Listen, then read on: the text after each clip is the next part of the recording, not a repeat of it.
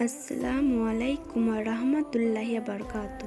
আমার প্রিয় দিনী বোনেরা, কেমন আছেন আপনারা সবাই? আশা করি মহান আল্লাহর অশেষ রহমতে খুব ভালো আছেন। ইমাম ও মুকদাতে নিয়ে আজ আমি আলোচনা করব। ইমাম কাকে বলে? যার নেতৃত্বে নামাজ আদায় করা হয় তাকেই ইমাম বলা হয়। ফরজ নামাজ জামাতের সঙ্গে আদায় করার জন্য উপস্থিতি নামাজিদের মধ্যে যিনি শুদ্ধভাবে নামাজ পড়ানোর জন্য সকলের থেকে অধিক যোগ্য বিবেচিত হবেন, তিনিই হবেন ইমাম। নির্বাচিত কোনো ইমাম থাকলে তিনি ইমামিত করবেন। যেখানে ইমাম নির্বাচিত নেই সেখানে ইমাম নির্বাচন করতে হবে।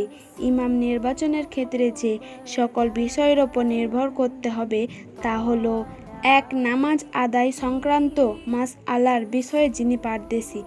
২.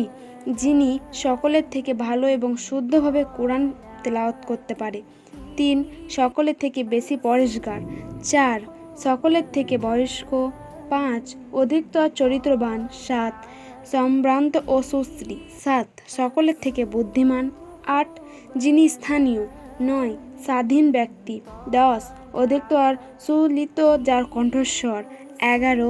উপস্থিতি সকলের মধ্যে যদি উল্লেখিত গুণাবলী বিদ্যমান হয় তাহলে সকলের মত নিয়েই ইমাম নির্বাচন করতে হবে।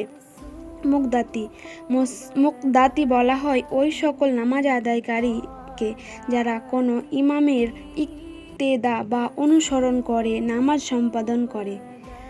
নামাজ আদায়ের জন্য মুকদাতিকে নির্দিষ্ট নামাজের নিয়তের সাথে ইকদাতু বেহাজাল ইমাম কথাটি বলতে হয়। তারপর ইমাম নামাজ পরিচালন করেন। মুকদাতি নামাজের শুরু থেকে শেষ অবধি ইমামের অনুসরণ করেন।